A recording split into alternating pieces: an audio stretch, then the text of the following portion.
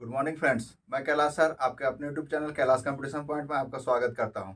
आज हम लोग देखने वाले हैं जो झारखंड में सचिवालय का फॉर्म निकला है उसी के बारे में हम लोग आज जानेंगे, जिसमें आपको सब बहुत सारे डॉट हैं। वो सारे डॉट्स को आज मैं क्लियर हम लोग देख रहे हैं कि इसमें सबसे पहले की उम्र का जो बात किया गया है, एज को लेकर बहुत सारे लोगों को दिक्कत हो रही है कि एज में क्या सिस्टम है, नहीं है, उसके बारे में हम लोग थोड़ा समझेंगे। तो एज में हमारा क्या है कि न्यूनतम 21 वर्ष चाहिए। हमारा उम्र कितना चाहिए? 21 वर्ष। तो वो भी कब डेट के अनुसार लिया है? 1/8/2021, यानी 1/8/2021 को आपका उम्र जो होगा वो 21 वर्ष हो जाना चाहिए।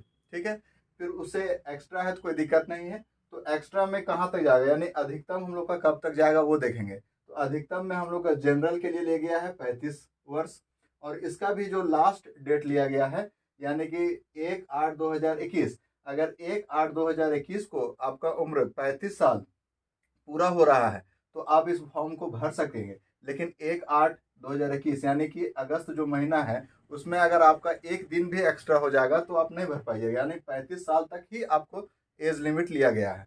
किसके लिए? जनरल के लिए। उसके बाद हम लोग बात करें ओबीसी, तो ओबीसी के लिए हम लोग को लिया गया है 37 वर्ष।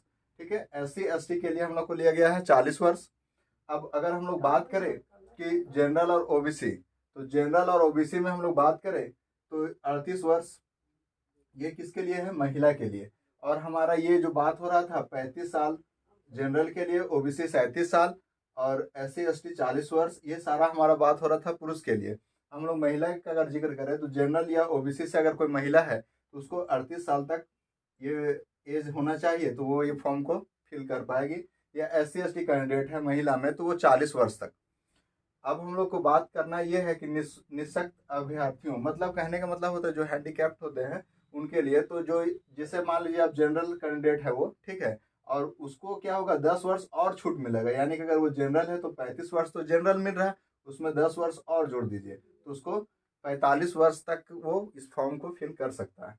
उसी प्रकार से हम लोग बात करेंगे भूतपूर्व सैनिक के लिए, तो भूतपूर्व सैनिक के लिए 5 वर्ष अधिक छूट मिलेगा, यानी जितना एज है उससे 5 साल और बढ़ा के उसको मिलेगा।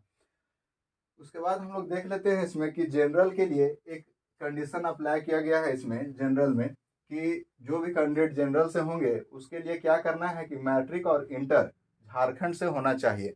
यानी जनरल कैंडिडेट हैं जो इस फॉर्म को भरना चाहते हैं सचिवालय का फॉर्म, तो उसको अगर जनरल कैंडिडेट है तो उनका क्या होना चाहिए कि झारखंड से वो मैट्रिक पास होना चाहिए और इंटर भी वहीं यहीं से उनका होना चाहिए। कहाँ से? झारखंड से, जैक बोर्ड। अगर कोई कैंडिडेट ऐसे हैं जो जनरल से हैं और ये यहीं के हैं, झारखंड के ही हैं, लेकिन वो मैट्रिक या इंटर दोनों में से कोई भी एक चीज़ यहाँ से नहीं किए हैं, वो कहीं बाहर चले गए थे पढ़ने के लिए, वहाँ से किए हैं, तो उनको इस फॉर्म को भरने से वंचित रखा जाएगा, जो कि बहुत अच्छा नहीं है।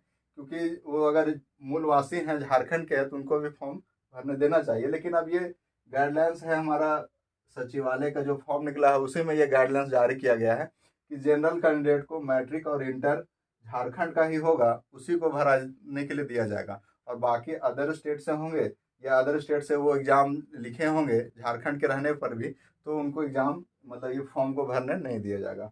अब हम लोग बात करते हैं ओबीसी, SC ST और EWS। अगर कोई झारखंड के ही हैं, अगर वो ओबीसी हैं या SC ST हैं या EWS हैं, तो अगर वे मैट्रिक या इंटर कहीं दूसरे स्टेट से किए हैं तो उसमें कोई दिक्कत नहीं है। अगर मान लीजिए कोई झारखंड का ही व्यक्ति है और वो उत्तराखंड से इंटर का एग्ज़ाम लिखा है या फिर बिहार बोर्ड से लिखा है या फिर कहीं मुंबई बोर्ड से लिखा है, तो इस प्रकार से कोई कैंडिडेट है जो ओबीसी, SC ST या EWS के अंतर्गत आते हैं तो उनको कोई दिक्कत नहीं है, वो इस फॉर्म को फिल कर सकते हैं। सबसे पहला बात कि उनको लिए उसके लिए क्या करना होगा, उनको आवासीय, जिसको हम लोग बोलते हैं स्थानीय प्रमाण पत्र, उसको उनको बनाना होगा। और वो भी कब से कहाँ कब तक डेट का उसका चलेगा उसके बारे में हम लोग चर्चा करते हैं। तो सबसे पहले कि उसका जो आवासीय होगा वो अगर वे अनुमंडल से बनवाते हैं, जिसको हम लोग बोलते हैं SDO, सब डिविजनल ऑफिसर होता है, तो ये 2/6/2016 के बाद का होना चाहिए। अगर वे अनुमंडल से आवासीय अपना बनाए हैं या पहले से बना के रखे हैं तो उनका अनुमंडल से बना हुआ है तो 2/6/2016 के बाद का होना चाहिए। अगर उससे पहले का होगा यानी 2/6/2016 से पहले का होगा तो वो अमान्य होगा। यानी कि 2016 यानी 2 तारीख 6ठा महीना 2016 के बाद का अगर कोई आवासीय वो बनाते हैं अनुमंडल के द्वारा या उनके पास है अभी, तो वो आराम से इस फॉर्म को फिल कर पाएंगे। उसी प्रकार से क्या होता है कि अंचल अधिकारी से भी बनाते हैं लोग, ठीक है। तो अंचल अधिकारी से मान लीजिए वो आवासीय बना के रखे हुए हैं और 19/7/2019 डेट को याद रखिएगा।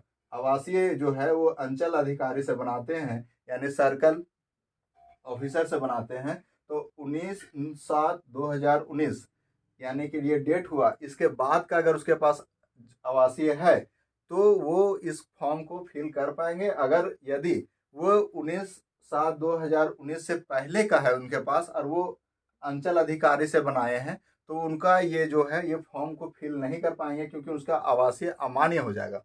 और वो अगर आवासीय अमान्य हो जाएगा तो वो ओबीसी, SC ST या EWS में जो छूट मिलने वाला है, यानी कि ये वर्ष में जो छूट मिला है वो उनको नहीं मिल पाएगा। वो सीधे चले जाएंगे कहाँ, जनरल में। यानी कि हम फिर से एक बार समझाता हूँ बढ़िया से आपको कि अगर वो आवासीय बनाए हैं तो आवासीय उनका होना चाहिए। अंचल अधिकारी से बनवाते हैं तो 19/7/2019 के बाद का होना चाहिए। अगर अनुमंडल के द्वारा बनाया गया हुआ है, SDO जिसको बोलते हैं हम लोग, तो वो 2/6/2016 के बाद का है तो कोई दिक्कत नहीं है, वो आराम से इसको फॉर्म को फिल कर पाएंगे। ये हो गया आवासीय का बात। अगर हम लोग बात करें जाति का, ठीक है, तो जाति सर्टिफिकेट जो होता है, ओबीसी होता है, EWS सर्टिफिकेट होता है, वो हमारा सर्टिफिकेट जो होगा वो अनुमंडल से या अंचल अधिकारी किसी से भी बनाए हो, उसको 25/2/2019 के बाद का ही चाहिए।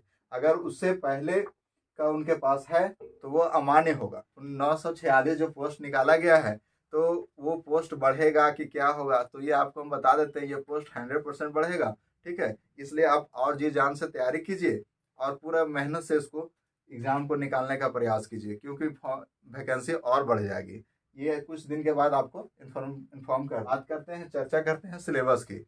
तो हमारा जो सचिवालय का फॉर्म है उसमें सिलेबस क्या क्या है उसके बारे में हम लोग चर्चा करेंगे। तो सबसे पहले हम लोग देख रहे हैं पेपर 1। क्या देख रहे हैं हम लोग, पेपर 1। तो पेपर 1 में हमारा क्या है, हिंदी है 60 क्वेश्चन, इंग्लिश है 60 क्वेश्चन। तो इसमें टोटल हो गया 120 क्वेश्चन। तो 120 क्वेश्चन में आपको लाना है 30%, क्योंकि ये क्वालिफाइंग पेपर है, इसका मेरिट में आपको ऐड नहीं किया जाएगा। आपको सिर्फ 30% लाना है, जिससे क्या होगा कि पेपर 2 और पेपर 3 आपका चेक होगा। अगर आप पेपर 1 में 30% नहीं लाते हैं तो आपका कॉपी चेक नहीं होगा पेपर 2 और पेपर 3। तो इसलिए हम लोग सबसे पहले क्या करेंगे कि पेपर 1 में क्वालिफाइंग पेपर है, इसलिए 30% आपको लाना मस्ट है। यानी 120 क्वेश्चन हो गया और 30% लाने के लिए आप 36 क्वेश्चन को अगर सही बना देते हैं तो आपका आराम से इसमें पेपर क्वालिफाई हो जाएगा, पेपर 1। और पेपर 1 क्वालिफाई होने के बाद पेपर 2 और पेपर 3 का वो एग्जाम लिखेंगे। तो साथ में ही एक ही दिन का एग्जाम है, वनडे एग्जाम है, एक ही दिन में तीनों पेपर का एग्जाम होगा। लेकिन पेपर 1 अगर आप क्वालिफाई नहीं किए रहेंगे तो पेपर 2 और पेपर 3 आपका कॉपी चेक ही नहीं होगा। तो इसलिए आपको पेपर 1 में क्वालिफाई करना जरूरी है। और क्वालिफाई करना कोई बड़ी बात नहीं है, क्योंकि इसमें आप देख रहे हैं कि 60 नंबर का क्वेश्चन है हिंदी और 60 नंबर का है इंग्लिश, जिसमें 60 में आपको हिंदी में 30 मार्क्स का तो सिर्फ पैसेज रहता है, ठीक है। तो वहां से आप आसानी से उसको पढ़ के समझ के और उसका आंसर दे सकते हैं। तो और फिर जो इंग्लिश हुआ उसमें 30 मार्क्स का पैसेज और 30 मार्क्स का ग्रामर रहता है। तो 30 मार्क्स वहां से भी कम से कम आप 4-5 क्वेश्चन आराम से कवर कर सकते हैं और ग्रामर भी कुछ कुछ कवर कर लीजिएगा तो आसानी से आप क्वालिफाई कर सकते हैं पेपर 1। अब हम लोग बात करते हैं पेपर 2 का। तो पेपर 2 जो हमारा है वो क्षेत्रीय भाषा है। पेपर 2 क्या है, क्षेत्रीय भाषा। तो क्षेत्रीय भाषा झारखंड में अभी 12 भाषा को लिया गया है, उसमें कुछ कुछ और भी ऐड किया गया है, लेकिन ये जो हमारा वैकेंसी है CGL का यानी सचिवालय का, उसमें हम लोग को 12 भाषा क्षेत्रीय भाषा के रूप में दिया गया है। उसका सिलेबस भी दिया गया है, उसमें हम लोग चर्चा करेंगे। तो उसमें आप कोई भी एक भाषा को चुन सकते हैं। तो भाषा में जैसे हो गया उर्दू, संथाली, बंगला, मुंडारी, हो, खड़िया, कुड़ुक, कुरमाली, खोरठा, नागपुरी, पंचपरगनिया और उड़िया। इसमें ये सारी क्षेत्रीय भाषा है। इनमें से आप कोई भी एक भाषा का चयन करेंगे, यानी कि आपको चुनना होगा एक भाषा। आप एक भाषा इसमें कोई भी चुन लीजिएगा। जैसे मान लीजिए आप खोरठा चुनते हैं, क्योंकि ये झारखंड में ज़्यादातर मतलब जिलों में खोरठा का इस्तेमाल किया जाता है, मतलब क्षेत्रीय भाषा के रूप में। तो लोग ज़्यादातर खोरठा के ही कैंडिडेट होंगे इसमें, तो खोरठा भी चुन सकते हैं, इसमें कोई दिक्कत नहीं है। और आप और भी अपने हिसाब से जो आपको अच्छा लगे, यानी जो भाषा आपको समझ में आता है, जिसमें आप एग्जाम को बढ़िया से लिख पाइएगा। यानी यहाँ लिखना क्या है, यहाँ समझिए कि आपको पढ़ना है बढ़िया से, और उसमें ऑप्शन वाला एग्जाम होने वाला है, 4 ऑप्शन रहेगा, उसमें आपको खाली टिक मार देना है। यानी कि ऑफलाइन पेपर होगा इसका, ठीक है। तो वहाँ गोल गोल घेरा कर देना है। तो बस खाली आपको बस पढ़ पाइएगा, बस वही काफ़ी है इसमें। ये जेपीएससी वाला सिस्टम नहीं है कि इसमें आपको लाइन बाय लाइन लिखना होगा या पूरा उसमें जानकारी होना चाहिए, क्योंकि उसमें लिखना पड़ता है लंबा लंबा। तो कहने का मतलब यहाँ पर वो सिस्टम नहीं, आपको ये ऑब्जेक्टिव क्वेश्चन है तो आराम से हम लोग सॉल्व कर सकते हैं। तो इसमें आप 12 भाषा, क्षेत्रीय भाषा है, इसमें आप कोई भी किसी को चुन सकते हैं। लेकिन ज़्यादातर हम लोग बात कर रहे हैं हजारीबाग का, तो हजारीबाग का स्टूडेंट ज़्यादातर खोटा चुनता है। तो खोटा चुनता है तो कोई दिक्कत नहीं, खोटा के बारे में भी हम आगे चर्चा करेंगे, क्योंकि आपको थंबनेल में ही दिख गया होगा कि बुक्स के भी बारे में हम बताने वाले हैं, सब कुछ चर्चा करेंगे आगे। तो ये हो गया सबसे पहले कि क्षेत्रीय भाषा। क्षेत्रीय भाषा में हम लोग, ये 12 भाषा है, 12 भाषा में आप कोई भी एक भाषा चुन सकते हैं, ठीक है। तो ज़्यादातर लोग खोटा चुनेंगे, ठीक है, कोई दिक्कत नहीं, चुन सकते हैं खोटा। अब हम लोग आगे देखते हैं। तो पेपर 3, तो पेपर 3 में हम लोग देख रहे हैं कि इसमें भी हमारा 150 क्वेश्चन का एग्जाम होगा। उसमें हम लोग सबसे पहले देख रहे हैं क्या, जीके जीएस, जिसको हम लोग सामान्य अध्ययन बोलते हैं। उसमें आपका 30 क्वेश्चन पूछने वाला है आपका जीके जीएस से। फिर उसके बाद हम लोग देख रहे हैं साइंस से। साइंस से आपको पूछेगा 20 क्वेश्चन। उसके बाद हम लोग देख रहे हैं मैथ से 20 क्वेश्चन, रीजनिंग से 20 क्वेश्चन, कंप्यूटर से 20 क्वेश्चन, ठीक है। उसके बाद हम लोग झारखंड से देख रहे हैं, तो झारखंड से 40 क्वेश्चन। तो इस प्रकार से टोटल हो गया आपके पास 150 क्वेश्चन। यानी कि पेपर 3 150 क्वेश्चन होगा और उसमें 2 घंटा आपको समय दिया जाएगा। बहुत लोगों को ये प्रॉब्लम था, या मतलब उसमें असमंजस की स्थिति बनी हुई थी कि वे लोग जानना चाह रहे थे कि पेपर 2 जो है उसमें क्या सिस्टम है, कि अगर पेपर 2 में मान लीजिए हम 2 नंबर लाते हैं और पेपर 3 में हम पूरा मार्क्स लाते हैं और हमारा क्या उसमें सिलेक्शन होगा। तो इसमें नहीं होगा, क्योंकि पेपर 2 में एक चीज़ आपको हम बता देते हैं, ये भी बहुत सारे लोगों को कन्फ्यूजन है, बहुत लोगों को पता भी नहीं है कि पेपर 2 में आपको 30, ठीक है, पेपर 2 में आपको पासिंग मार्क्स चाहिए, ठीक है, 30%। यानी कि इसमें पेपर 2 में आपको किसी भी कीमत पर पासिंग मार्क्स लाना होगा। क्षेत्रीय भाषा जो हमारा है उसमें आपको 30% लाना होगा, तभी आप फिर पेपर 3 के लिए क्वालिफाई, मतलब पेपर 3 का उसमें ऐड किया जाएगा, मतलब दोनों मेरिट में आप सम्मिलित हो पाइएगा। अगर आप इसमें बहुत मार्क्स लाते हैं और इसमें 30% से कम लाते हैं तो आप पासिंग जो कैटेगरिया को पास नहीं कर पाइएगा, तो उसका भी आपका फिर रिजल्ट नहीं हो पाएगा उसमें। यानी कि पेपर 2 में भी कम से कम आपको 30% लाना होगा, जिसके बाद भी आप, उसके बाद ही पेपर 3 का जो एग्ज़ाम होगा, यानी उसका मार्क्स को आपको ऐड किया जाएगा। अगर पेपर 2 में आप पासिंग मार्क्स 30% नहीं ला पाते हैं तो आपका मेरिट में नाम नहीं आएगा, क्योंकि ये कंडीशन इसमें दिया हुआ है सचिवालय में कि पेपर 2 में क्षेत्रीय भाषा में कम से कम आपको 30% लाना ही होगा, कंपलसरी है। और पेपर 3 में हम लोग बात कर लिए, तो हम लोग इस सब का सिलेबस थोड़ा सा और भी हम लोग जानेंगे आगे वीडियो में। लेकिन उससे पहले हम थोड़ा सा आपको बता देते हैं कि इस सब जो बुक, जो हमारे सब्जेक्ट है, इस सब के बारे में बुक कौन सा अच्छा होता है, बेस्ट होता है, वो हम आपको अपने हिसाब से बता देते हैं। और अगर वो सारे बुक का अगर आप अध्ययन में प्रयोग करेंगे तो बहुत अच्छा होगा। जैसे कि हम लोग सबसे पहले बात करते हैं जीके जीएस का। तो जीके जीएस में आप क्या है कि लूसेंट का इस्तेमाल कर सकते हैं।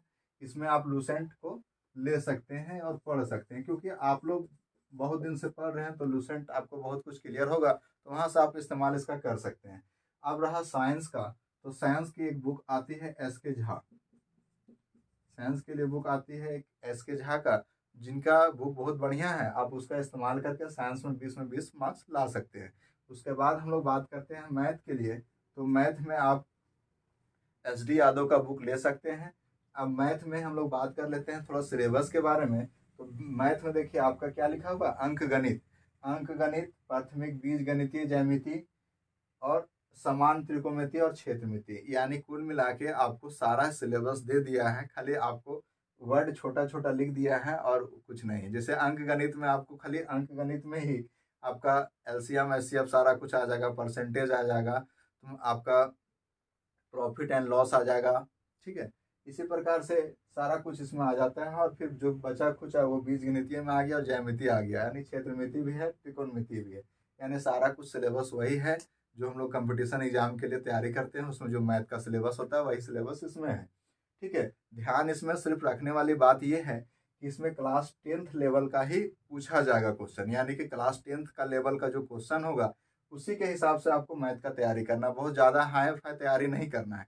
जैसे कि हम लोग परमुटेशन कॉम्बिनेशन पढ़ते हैं 12th क्लास में, तो उतना हाई फाई इसमें लेवल क्वेश्चन नहीं पूछा जाएगा। आपको सिर्फ 10th तक का जो बुक में आपका दिया हुआ एनसीईआरटी में मैथ वही सब उसी से रिलेटेड पूछा जाएगा, उससे ज़्यादा ओवर नहीं पूछा जाएगा। यानी कि हर कुछ पढ़ना है आपको, लेकिन थोड़ा थोड़ा, उतना डीप में आपको जानकारी नहीं भी रहेगा तो कोई दिक्कत नहीं, आप एग्जाम एकदम आराम से क्वालिफाई कर सकते हैं। अब हम लोग बात करते हैं, तो मैथ के लिए हम बता रहे थे क्या, कौन सा बुक, एस डी यादव का। उसके बाद हमारा रीजनिंग के लिए है तो आर के झा का बुक आती है रीजनिंग के लिए।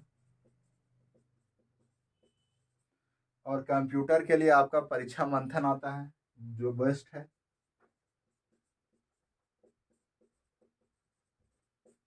और झारखंड के लिए तो सबसे अच्छा उड़ान पब्लिकेशन का आएगा, अब नया अपडेट किया है झारखंड, उससे बहुत बढ़िया आपको पकड़ में आ जाएगा और अपडेट भी किया है, बहुत सारी चीज़ उसमें डाला गया है। ठीक है, पुराना वाला में बहुत कुछ छूटा हुआ था, इसमें बहुत कुछ अपडेट किया गया है और बढ़िया बुक है। तो हम आपको बुक लिस्ट बता दिए कि जीके जीएस के लिए आप लूसेंट का इस्तेमाल कर सकते हैं, और लूसेंट में हम लोग वही टॉपिक को पढ़ेंगे, जैसे कि आप इसके हम थोड़ा सा और आगे वीडियो में बताएंगे कि इसमें और क्या क्या पढ़ना है, जैसे पंचायती राज पढ़ना है। ठीक है, तो वो सब ही टॉपिक को ही ज़्यादा फोकस करके इसमें पढ़ेंगे, क्योंकि अगर हम लोग जीके जीएस का बात करें तो इसमें बहुत ज़्यादा लंबा टॉपिक हो जाता है, तो हम लोग बाई टॉपिक को पढ़ेंगे और उसको हिसाब से जीके जीएस का कंप्लीट करेंगे। और साइंस के लिए एस के झा का जो बुक है उसमें न्यूमेरिकल आप छोड़ के कुछ कुछ न्यूमेरिकल जो बाई फार्मूला से बन जाता है उसको इस्तेमाल कर सकते हैं, बाकी थ्योरी पेपर पूरा पढ़ लीजिए। और मैथ एस डी यादव अच्छा है बुक है। रीजनिंग के लिए आर के झा का एक बुक आती है, उसको हम लोग देख सकते हैं। कंप्यूटर के लिए परीक्षा मंथन का बुक है, और झारखंड के लिए उड़ान पब्लिकेशन के लिए अच्छा बुक है। हम लोग बात कर रहे थे खोरठा के बारे में, तो खोरठा का दो ठो बुक आता है, एक आता है टोटल खोरठा और एक आता है संपूर्ण खोरठा। तो टोटल खोरठा जो हमारा है हम आपको अभी इसी में दिखा देते हैं, देखिए ये हमारा टोटल खोरठा है। ठीक है, तो टोटल खोरठा का बुक है, इसमें आपको सारा सिलेबस थोड़ा सा कवर नहीं किया है, इसमें थोड़ा यात्रा वृत्तांत ये सब को थोड़ा सा छोड़ दिया है। बाकी ये बुक बहुत अच्छी है, इसमें आप पढ़ सकते हैं, ये आपके सिलेबस के अनुसार ही है। लेकिन अब हम जो आपको बुक दिखाने वाले हैं खोरठा के लिए, ये बुक है संपूर्ण खोरठा। तो संपूर्ण खोरठा में आपको ये जो बी एन ओधार के द्वारा लिखा गया है, ठीक है, ये बुक जो है इसमें सारा सिलेबस आपके सिलेबस के अनुसार ही लिखा गया है, टोटल चीज खोरठा के बारे में हम बात कर रहे हैं। तो आप चाहें तो खोरठा के लिए बी एन ओदार सर की जो बुक है संपूर्ण खोरठा उसको ले सकते हैं और पढ़ सकते हैं। तो हम आपको पूरा बता दिए। और ये कंप्यूटर के लिए हम बताए थे परीक्षा मंथन, उसके लिए एक बुक है, देखिए ये है परीक्षा मंथन, ये बुक है कंप्यूटर के लिए, इसे आप पढ़ सकते हैं, 20 मार्क्स आराम से उठा सकते हैं।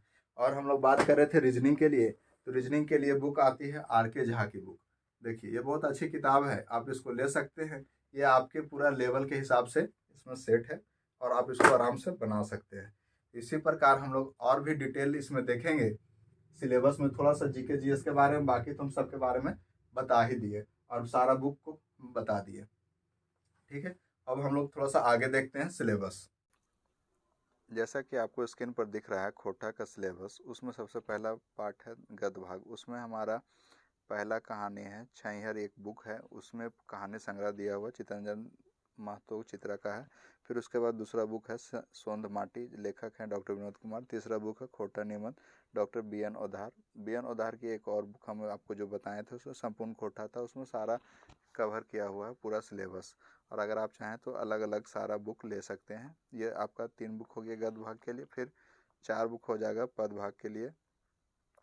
दामुरे कुराव, लेखक होंगे शिवनाथ पनाइक। आँखें के गीत, लेखक श्रीनिवास पुनारी। खोटा कोट पैदखेड़ी के लेखक हो गए डॉक्टर ए के झा। और एक मौनी फूल के लेखक होंगे संतोष कुमार। ये हो गया पद भाग। आगे हम लोग आगे हमारा है नाटक। नाटक में 4 बुक है, डा, अजगर, चाबी काठी और सलकन। ये सारे 4 बुक हैं नाटक के लिए। और आगे हमारी जो है, जो दिख रहा है आपको स्क्रीन पर, साहित्य की अनुविधाएँ, संस्मरण, जीवनी, यात्रा वृत्तांत और सब चित्र। इस प्रकार से आप जितना टॉपिक हो गया, जैसे नाटक में हमारा डा एक टॉपिक हो गया, सुकुमार सेन के द्वारा लिखा गया है। अजगर एक जो टॉपिक यहाँ दिख रहा है वो आपका एक बुक है, विश्वनाथ सहीराज के द्वारा लिखा हुआ। चाबी काठी एक बुक है श्रीनिवास पुनारी के द्वारा। कर्ण कुशल कर्ण जो है श्रीनिवास पुनारी के द्वारा एक किताब लिखा गया है।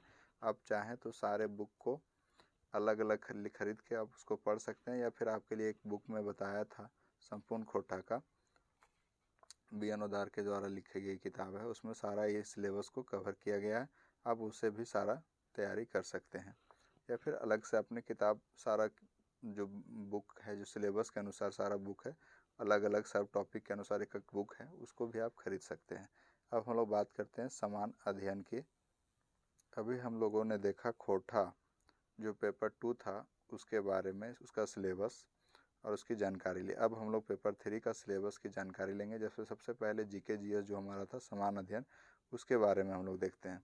तो उसमें सबसे पहले देखिए लिखा हुआ है, इसमें प्रश्नों का उद्देश्य अभ्यर्थियों को समान जानकारी तथा समाज के उन अनुप्रयोग के संबंध से उसकी योग्यता की जांच करना होगा। वर्तमान घटनाएं, दिन प्रतिदिन की घटनाओं के सूक्ष्म अवलोकन तथा प्रतिनिधि दृष्टिकोण के मामलों में जानकारी ऐसे किसी भी शिक्षित व्यक्ति की अपेक्षा की जाती है। यानी कि आपको समान जानकारी जो होती है समाज में, वो सारा आपको जानकारी होना चाहिए। इसमें झारखंड भारत पड़ोसी देश के संबंध में विशेष रूप से यथासंभव प्रश्न पूछे जा सकते हैं।